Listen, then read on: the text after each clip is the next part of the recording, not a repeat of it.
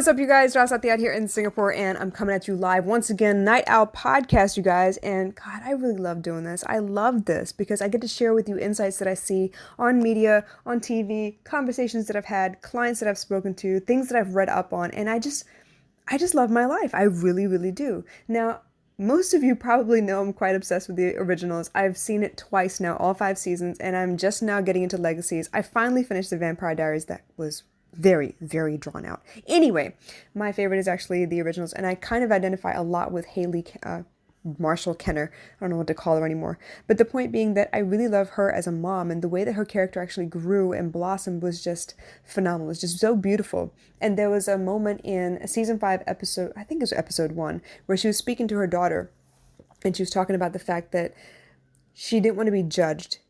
And she felt like she was being told not to judge her father, but she herself was being judged for the actions that she had taken. Now, Hayley had a beautiful explanation for what she told her and how she felt about the whole situation. She said she was not judging her daughter. She was judging her actions. And she said very politely, look, I'm your mom. I love you. I would forgive you for most anything, but that does not give you an excuse for bad behavior. It does not write you a blank check for bad behavior. And I love that line so much, mostly because it really is the core of unconditional love. I love people. I love my daughter. I love the people that are in my life. And although I love them, it doesn't mean that I should turn a blind eye when I see that they're making a mistake or see that they're choosing something that is against what I know full well are their moral codes, their moral compasses. So I feel like this is really, really important. There was a moment where I realized that I love a particular person in my life, and while I don't particularly like some of the behaviors that they portray. What is the word for behavior? To portray behavior, to behave behavior. I don't know. Anyway, the point is, I don't like all of their behavior. But I do love the person that they are. I do love the person that they are on the inside because I've seen glimpses of who they really are when they finally are relaxed. Who they are in front of media, who they are in front of their family, I can tell it's a front every time because they're trying to cope. They're trying to manage what they have in order not to disappoint anybody or not to piss anybody off, and they're just managing to find their way. But when they're with me, I see who they truly are. I see that they're able to let their guard down, and they're able to dance around my living room or sing at the top of their lungs or just be silly for a moment because they feel that comfortable. And it's in those moments that I know that I love these people. There are many people that do this. I love these people, but there are some decisions that they're not mature enough to handle or don't have the information enough to be able to handle very well. And I understand. I understand that they're doing the best that they can. And it's from this point of view that I try to teach the rest of the world. I try to be there for the rest of the world. I'm not perfect. I screw up myself. So many instances when I know better, but I choose anyway because it was easier at the time or I didn't want to disappoint somebody. The point being that we all have those moments, moments of weakness, moments where there's a path of least resistance and you don't really want to upset anybody. You don't have the energy for a fight today. You just want to go along to get along, and I get that.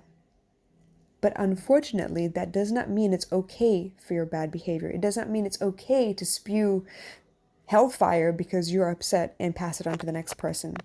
So as much as I am a coach and a mom and a friend and a sister, as much as I'm there for all of the people around me, I need people to understand, along with this loving support, the warm embraces, the hot food, okay, along with the couch to sit on, the shoulder to lean on, and the heart to actually come and rest in. I need you to understand that when I tell you something that kind of contradicts what you feel, or maybe questions your belief system or calls into question some of the behaviors that you've displayed, I need you to know it's coming from a loving place. It's coming from a place where I know you can do better because I've seen you do it before. And I wonder why you allowed yourself to get into this place in the first situation. So for those of you out here who are looking for a real connection, who are looking for someone to hold them accountable, because we don't have enough of that in our lives. We're not willing to put ourselves in a situation where you can trust someone to hold you accountable.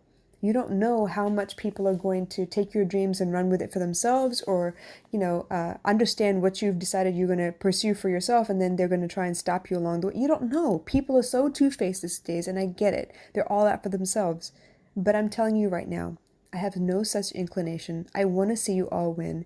And if you're looking for someone who can actually be there for you, to give you the support that you need and the constructive criticism when you need it, to be able to be your best self, for you to be able to expand and step into the shoes that were made for you, so you can show the world exactly what you're made of, who exactly you came here to be, without any pretense, to be yourself in all situations. If you need that kind of a person, let's talk.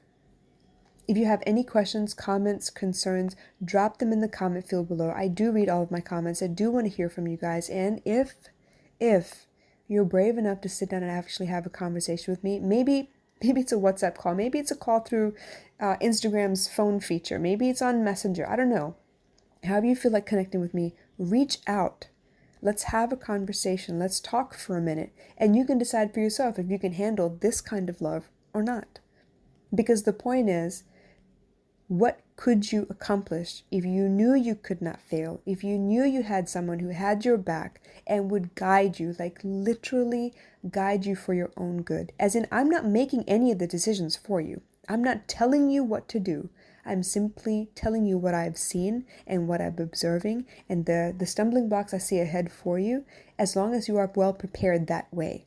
That's all I can do for you. Sitting with me, hiring me as your coach, having me as your confidant, as your counselor, does not mean I make any decisions for you.